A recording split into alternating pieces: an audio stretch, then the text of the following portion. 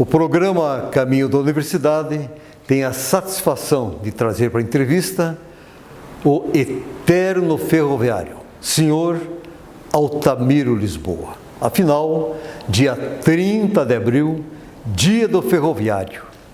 E excelente, porque dia 1º de maio, dia do trabalhador do mundo, dia mundial do trabalho.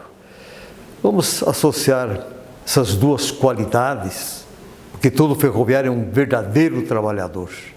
Essa homenagem especial a todos os ferroviários que aqui construíram o desenvolvimento do sul do país, em especial, claro, aqueles que estão ligados à Estação União. Seu Altamiro, seja bem-vindo à TV 1000, que é filiada à TV Cultura do Brasil. Olá, professor Aloísio e aos ouvintes de casa. Muito bem, com essa saudação do senhor aos nossos telespectadores, nós vamos conhecer um pouquinho desta bela história do eterno ferroviário Altamiro Lisboa. Senhor Altamiro, eu sei que o pessoal que vem aqui na estação sempre encontra o senhor aqui, né, todos os dias, mas vamos conhecer um pouquinho mais a história do menino, do jovem Altamiro Lisboa, a sua origem, seus pais, por gentileza. Bom, meu nome é Altamiro Lisboa, nasci próximo à cidade de Major Vieira, filho de pai provavelmente português, por parte de mãe, origem indígena, Botucudo ou o Xuclengue, né, o nome correto. E fiquei até aos 7 anos naquela localidade. Vim para Rio Negro, minha mãe é gente de família pobre e por falta de dinheiro, alguma coisa a mais, minha mãe me internou num seminário em Rio Negro por 6 meses, onde eu recebia comida, alojamento, estudo, trabalho. Fiquei por 6 meses, onde hoje é a Prefeitura de Rio Negro, no alto lá dos padres franciscanos. Aprendi muito lá, olha, num pequeno espaço de tempo, um aprendizado que me valeu até hoje. E viemos depois em seguida morar numa estação próximo de Mafra, entre Mafra e União, General Osório, numa fazenda que pertencia aos americanos, família do seu Sherman Bishop. Então ficamos lá por 2 anos e viemos para Porto União em 1952. O senhor, o nome da sua mãe, senhor Altamiro? Francisca Bueno de Magalhães. E seu pai? Meu pai, Pedro Lisboa. Olha, vieram aqui para Porto União. O meu pai ficou lá. Na verdade, os meus pais se separaram. Não sei por que cargas d'água, a gente na época não sabia. Meu pai ficou nas terras que era dele e minha mãe veio para cá. E daí veio morar aqui na cidade, que eu já tinha um irmão que trabalhava num trem de combustível da rede. Não era ferroviário, mas era um trem composto com vagões e bagageiros e máquina, que fazia o suprimento de lenha para a rede. E ele trabalhava nesse trem, e a minha mãe veio para cá para dar assistência para ele, fazer comida, era solteiro, comida e tal. Então vim nessa época, 52, 53. O senhor, sua mãe, mais algum irmão? Mais um irmão e uma irmã. Em 3, mais a mãe 4. 4. Muito bem. E aqui o senhor, vamos pegar a fase de formação educacional. Estudou em que colégio aqui, senhor? Bom, eu tive o prazer de entrar aqui e estudar no Colégio Balduino Cardoso. Balduino Cardoso, isso aí, fiz o 2º e o 3º ano no Balduino Cardoso. Tive como professora grandes professoras, que uma inclusive ainda é viva, a professora mora na 7 de setembro, a dona Miriam da Luz, é viva até hoje, deve estar bem velhinha, mas uma excelente professora que o que aprendi com ela não esqueci até hoje, inclusive disciplina, que professor naquela época, se você não soubesse, você levava a reguada na mão, você levava puxando de orelha, mas para mim serviu muito, a minha educação recebida em casa e completada no colégio ali, 100%. Essa questão da professora Mírio da Luz, eu tive também a satisfação de estudar no Balduino, onde fui aluno, fui professor e diretor também. A dona Mírio era atuante, e naquela época era a dona Mírio, dona Surgilda, dona Maria Farias, dona Sofia, dona Altamira, a própria dona Terezinha Correia, uma época que realmente marcou muito o Balduino. E eu sei que a questão da disciplina era séria. Sobre essa ótica que o senhor levou pessoas da família para mostrar como era a educação na época do Balduino, seu Lisboa? Não, o senhor veja bem, nós aprendemos, além da educação normal, português, matemática e tal, nós aprendíamos aí educação moral e cívica. Cantávamos o hino da Marinha, cantávamos o hino nacional, o hino da bandeira, isso antes de iniciar as aulas. Então a gente aprendeu, chegou e aprendeu, além do estudo, a educação cívica, que hoje está meio claudicante, mas naquela época era fantástica. Então a gente aprendeu. E, para relembrar um pouco o passado, eu levei minha neta, apresentei para a professora Miriam da Luz, para ela contar como eram tratados os alunos na sala de aula. Claro, com respeito. Mas o respeito maior era do aluno para o professor. Então, o senhor veja uma coisa, você fazia a prova escrita, entregava, e fazia a prova oral. Quer dizer, você tinha que provar que sabia. Hoje o sujeito tem cota racial, cota não sei o que lá, a professora não pode reprovar, naquela época não sabia, não passava. O senhor me lembrou agora o exame final. O senhor podia ter 10 em todas as disciplinas durante o ano inteiro, mas chegar no final do ano, o senhor fazia uma sabatina para ver se realmente ia ser aprovado. É assim que funciona. Exatamente, exatamente. E depois de concluir o primário, para adentrar no ginásio, fazia um exame de admissão ao ginásio, que está meu livro aqui ainda presente aí. Tinha que fazer um exame de admissão, senão não entrava no ginásio. Hoje, você vai direto, saiba ou não saiba, o sujeito vai passando.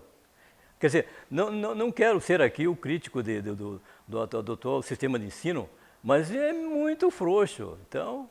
quer dizer, o senhor quer dizer que a resposta está no dia a dia em relação a pessoas que estão com ensino até superior, mas infelizmente não tem o conteúdo, o aprendizado daquela época, porque o primário não era todos que tiravam, o ginásio era uma outra classe que conquistava. E aí ensino médio, ensino superior era muito raro. Bom, deu para nós ter uma ideia, seu Altamiro, em relação à formação. Alguma coisa mais especial no decorrer da sua formação, em escolas ou professores? O senhor veja uma coisa, hoje praticamente não se respeita o professor. E naquela época, os professores eram os nossos heróis. Então a minha professora, a minha primeira professora, até hoje não consegui esquecer. Pela elegância, pelo perfume, pela sabedoria. Então é um fato assim, por exemplo, que hoje eu vejo meio esquecido. Mas os professores eram nossos heróis na época. Olha só, o que o professor falava na sala de aula prevalecia mais do que muitas vezes em casa com os pais. Não só o aluno respeitava o professor, como nossos pais também. Eles davam toda a liberdade para o professor executar o aluno dentro da sala de aula. Tanto que se acontecesse algum incidente na sala de aula, você levava um bilhetinho para casa e lá você recebia o segundo castigo. O professor, o pai apoiava o professor. Hoje parece-me que... Lamentavelmente, é o contrário às vezes. Senhor Altamiro, deu para ter uma ideia da sua formação, exatamente uma resposta ao porquê o senhor é um guardião, vamos chamar aqui, o chefe eterno, o chefe da Estação União, porque essa formação faz o senhor respeitar a questão das letras, da cultura e da história. Nos conta um pouquinho da sua atividade profissional, como começou, né, o interesse pela rede. Eu sei que o senhor até fez dactilografia com a dona Eli Weiner, aí, mas o senhor vinha aqui também, frequentava a estação, já tinha uma admiração. Nos conta assim, para ter uma ideia, essa paixão pela rede, assim nós chamamos, por ser ferroviário? Por gentileza. Bom, como eu morava na beira da linha, praticamente vi os trens aí diariamente para cima e para baixo, meu ideal era ser maquinista. Mas eu só tinha o quarto ano primário, e para entrar na rede eu se tinha, na época, ser um bom jogador de futebol ou conhecer telegrafia. Bom jogador eu praticamente não cheguei a isso, né? Mediano. E o que eu fiz? Eu peguei, depois do primário, comecei a trabalhar, estudava à noite, fazia um curso de datilografia, aqui com a professora Weinen, aqui no Castelinho.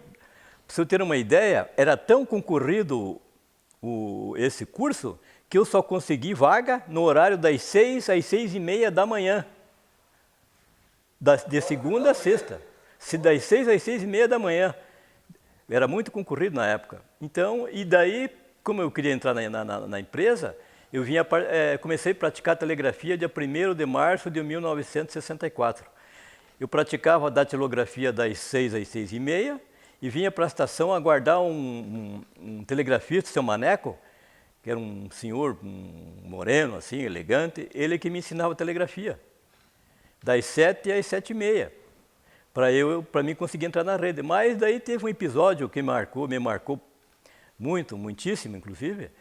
Em 31 de março de 64, eu estava aguardando o horário para praticar e, naquele dia no plantão, estava um telegrafista, seu Zenóbio Karpovich, que era esse que eu considero comunista, porque o sujeito era convicto. Não esses de agora aí que não sabem por quê. Ele era comunista convicto e não tinha sindicato, ele pertencia a um grupo dos 11. E o exército entrou aqui e prendeu ele na época do regime.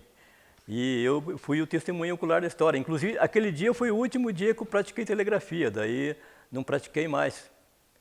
Mas depois eu consegui num concurso entrar com a recomendação de continuar aprendendo a telegrafia. Mas como eu fui trabalhar numa estação lá, praticamente serviço burocrático, escrita, eu deixei de lado a telegrafia. Então só tive 30 dias, 35 dias, mas foi um bom começo. Excelente, excelente. Olha, esse é o seu início.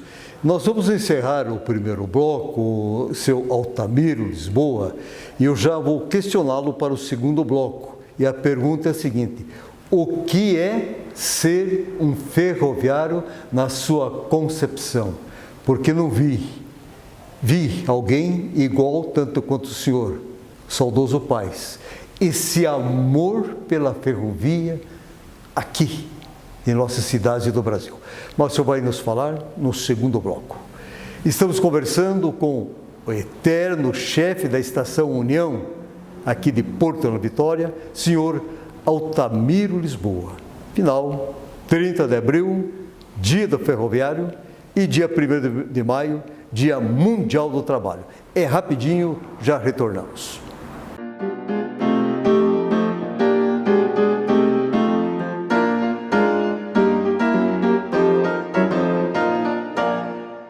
Estamos retornando com o programa Caminho da Universidade e o nosso convidado de hoje é o eterno chefe da Estação União, senhor Altamiro Lisboa. Em homenagem, 30 de abril, dia do ferroviário, e dia 1º de maio, dia mundial do trabalho. Meu caro senhor Altamiro Lisboa, lhe questionei perguntando: o que é ser um ferroviário? Por gentileza. Professor, na verdade, o sujeito que trabalha numa empresa, ele entra. Antigamente você entrava e se brigava pela empresa, você importava qual. Hoje é um pouquinho diferente, mas no meu caso, eu entrei aqui, tinha vontade de entrar, então morei ao lado dos trilhos. Ferroviário é uma profissão, no meu entender, é especial. Eu, por exemplo, entrei, trabalhei 30 anos sem ter uma falta, me aposentei em 95, fui indicado para trabalhar aqui na subsede da Unifer, e onde estou até hoje, mas para você ter uma ideia, estou até hoje porque todas as pessoas, todos os 4 ferroviários que trabalharam aqui, que ficaram aqui fazendo alguma coisa no trem, no sindicato ou aqui, todos nós éramos supervisores indicados pela chefia. Então a gente foi promovido por merecimento, a gente vestiu a camisa da empresa. Meritocracia. Exatamente. Então todos os que aqui ficaram eram todos supervisores. Então trabalhamos e praticamente não se afastamos. Pelo conhecimento que se tinha um probleminha, o pessoal nos convocava para ver uma coisa ou outra e a gente foi ficando. Senhor Altamiro, bem rapidinho, da sua primeira função, os passos que o senhor deu dentro da rede. Para você ter uma ideia, como valeu a pena para o senhor levar realmente a sério, pela sua formação, por tudo que o senhor nos falou até agora, a importância de trabalhar e não faltar nenhum dia. Olha o que o senhor falou, 30 anos sem falta. Bom, isso é pessoal. É pessoal, porque hoje é o contrário. Então, se tinha por capricho, chegar no horário, não faltar, foi o meu caso. Eu me dediquei de corpo e alma para a ferrovia. Trabalhei 30 anos, comecei como auxiliar de estação lá na Longínqua, no Uruguai, trabalhei lá por 6 anos. Me transferiram aqui para Porto União em 72. O senhor, essa transferir não é bem essa história. Na verdade, quando eu fui para lá, para o Uruguai, lá era um intercâmbio entre 2 ferrovias, a Viação Férrea e a Rede de Aviação Paraná-Santa Catarina. E tinha muito serviço e ninguém queria ir para lá. Como eu fui e queria voltar, era só mediante permuta. O que eu fiz? Como ninguém queria ir, eu pesquisei aqui e paguei, fui para o meu lugar, dei 300 cruzeiros em dinheiro e um rádio e foi para o Uruguai no meu lugar. Eu sei o Erwin Augusto Bock trabalhar no Uruguai e eu vim para cá, quer dizer, praticamente eu comprei minha transferência. E era possível na época? Na verdade sim, porque desde que a chefia concordasse. Então a gente era só mediante permuta e eu praticamente, como não havia pessoas que fossem livremente de boa vontade, eu tive que comprar a minha transferência para cá. E a partir daí, nas funções aqui na Estação União, como é que foram os seus cargos, suas atividades? Aqui eu trabalhei em todos os serviços burocráticos, despacho de vagões, despacho de mercadorias, de encomendas, a venda de passagens, formação de trens. Então trabalhei no período de 72 a 83, inclusive trabalhava de secretário do chefe, fazia o ponto do pessoal, peguei um conhecimento do serviço sem tamanho e fui promovido em 83 a agente de estação, que era uma classe acima do auxiliar, né? Em 83. Em 85 me promoveram para chefe da estação, em 85 aqui. Então passei a ser o chefe da estação, em 85. Trabalhei como chefe nessa gloriosa estação aqui, tive a honra de dizer que trabalhei aqui. Isso é uma coisa que eu tenho muito orgulho, porque uma estação desse porte, eu ser o chefe da estação, um sujeito que não tinha nada, né? Porque antes de mim existiram outros ferroviários que fizeram muito mais que eu. Não quero puxar a brasa para meu assado, porque existiram outros ferroviários, que inclusive foram delegado de polícia, presidente de clube, grandes ferroviários. Eu apenas fui um elo, eu fui um seguidor, fui o último dos moicanos. Então, praticamente, fechei as portas aqui da estação. E em 90 me promoveram a supervisor de estação. Aí foi o fecho final, que trabalhei até 95. A minha função era supervisionar os trabalhos nas estações de Porto União a Rebouças, de Porto União a Barracas e de Porto União a Volta Grande, no sul. E me aposentei em 95. 95 aposentado. Senhor Altamiro, com a sua permissão, o senhor disse que teve pessoas que tiveram uma expressão maior na sociedade. Vou lhe dizer uma coisa, senhor Altamiro. O senhor é um grande colaborador, eterno colaborador da história, da intelectualidade, do trabalho científico, porque aqui, quantos alunos, quantos acadêmicos vêm à busca do conhecimento. Então, com todo respeito, o senhor tem uma importância enorme. Eu penso que não ficou de jeito nenhum num segundo plano em relação aos outros chefes. E uma coisa, graças a Deus o senhor está aqui, está vivo e continua sendo um instrumento útil na sociedade. Eu quero lhe parabenizar, porque uma história belíssima de exemplo. E quantas coisas o senhor vivenciou. A beleza, a arte, vou chamar, a cultura em relação aos trens que vinham aqui, o trem internacional, quantas histórias está na sua memória. E tem uma coisa, o senhor não é egoísta. O senhor socializa tudo com uma beleza, com um sabor que o senhor coloca às histórias. Oxalá tivéssemos mais tempo, amanhã depois, para o senhor trabalhar detalhadamente a chegada e a saída dos trens. Nós vamos ter um espaço amanhã depois. Por gentileza. Então o senhor se aposentou como o eterno chefe da estação, não? E não arrastou o pé da estação. Está firme aqui. Porque o senhor veja bem, eu conhecia como funcionavam os relógios. Então o pessoal dava um problema no relógio, eu tinha que vir aí arrumar o relógio, acertar um, acertar outro, que continuamos até hoje da mesma forma. Então, na época, a professora Terezinha Wolff, que também era filha de ferroviário, me convocava. E eu acabei ficando. Acabei ficando, tanto que fui até funcionária da Fundação de Cultura. E daí fui convidado a trabalhar aqui na Unifer e estou até hoje. Às vezes o pessoal me critica, muita gente critica, pô, o que se ganha com isso? Por que? Mas olha, esse é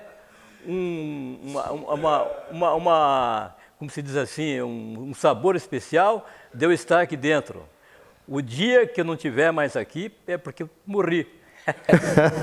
Eu vou lhe dizer uma coisa, senhor Altamiro. Só entende de uma cultura, aqui no caso ferroviária, quem tem cultura suficiente para entender. Muitas vezes a gente vê no dia a dia, as pessoas transformam aquele momento de uma cultura de um momento jocoso. Eu só digo, só entende uma cultura quem tem cultura suficiente para entender.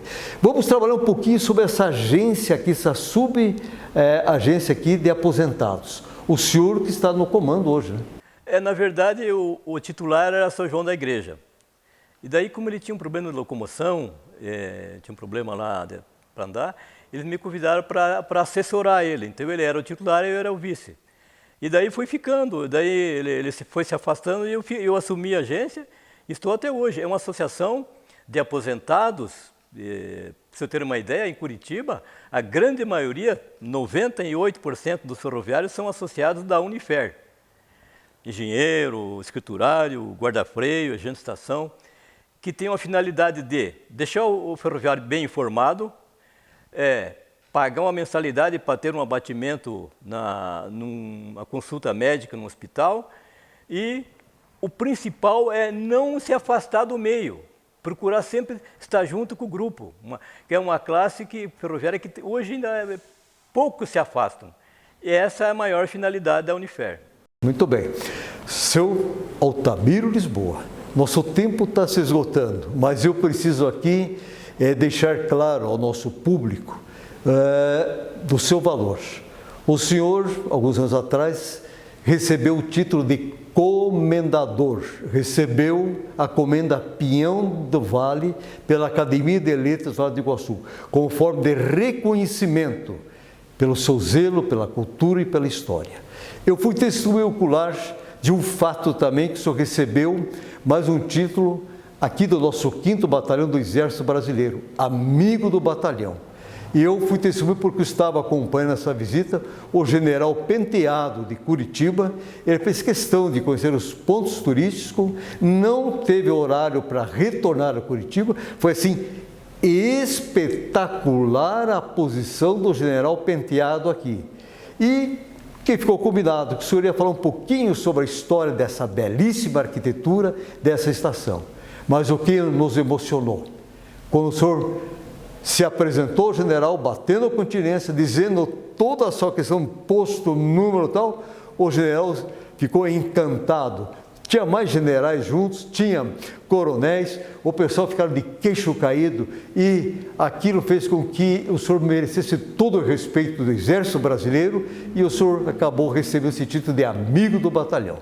Nos contam da academia e desse momento que eu testemunhei com o general Penteado aqui. Bom, quanto ao título de comendador, na época eu até fiquei meio constrangido, porque eu praticamente não faço nada procurando receber alguma coisa em troca. Eu fiz o que eu fiz aqui, fiz com maior prazer, porque praticamente trabalhei aqui, então, mas o pessoal notou, porque a gente trabalhou um fato que pesou bastante, e foi naquela pedreira que houve aí, naquele dia fatídico. Quebraram praticamente todas as telhas de cima e eu, e mais um vigia que trabalha na prefeitura ainda, seu Renato José de Lima, trocamos 316 telhas aqui em cima. E Dona Terezinha e o pessoal da academia ali, o pessoal, não, eu não sou, não, a gente faz isso aí porque gosta. E mais um trabalho com os alunos que nós fizemos aqui, então isso me deu esse título, que eu sinto dizer para o senhor, mas eu fiquei até, eu não sei se eu mereço, porque... Mas... Merece muito mais. Tem muita gente que entende seu trabalho. Nosso tempo está curto. Agora, sobre o general Penteado aqui, por gentileza. Bom, eu tive o prazer, naquele dia, era uma tarde, 5h30, parou na minha casa um carro do Exército, desceram os militares lá, até não achei que não era comigo, daí mandaram me chamar. Do jeito que eu estava cortando grama, eu vim aqui para a estação, né? Daí cheguei com... O senhor estava até presente, inclusive, né? Cheguei aqui, tinha nessa sala aqui 3 generais, o comandante do batalhão e mais outros militares, né, graduados, e pediram para mim falar alguma coisa sobre o batalhão. E eu, por acaso, há pouco tempo atrás, tinha lido a biografia do general Geisel, que para mim, um brasileiro assim, de marca maior, um sujeito de patriota, que praticamente hoje não tem, né? E eu bati naquela tecla e me apresentei e o pessoal, foi o que eu sabia. Então aquilo ali, o pessoal se admirou-se, mas foi uma coisa que eu fiz porque eu tinha lido. Eu sabia, eu servi o Exército e no Exército é uma escola. Então o que aprendeu lá você não esquece nunca. Então eu me apresentei aqui e o pessoal achou que, pô, eu até fiquei meio, também, novamente falo para o senhor, fiquei meio chateado, o pessoal, pô, quem sou eu aí no meio desse pessoal aí, pô, um humilde trabalhador ferroviário no meio de generais, pô. Sabe quem é o senhor? O eterno ferroviário, o eterno chefe de estação e um brasileiro que honra a pátria. Meu caro Altamiro Lisboa, nós temos que encerrar.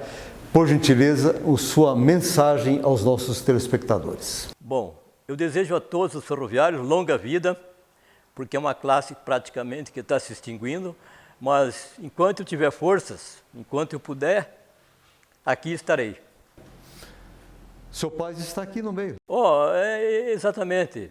Isso é uma coisa que eu estava esquecendo.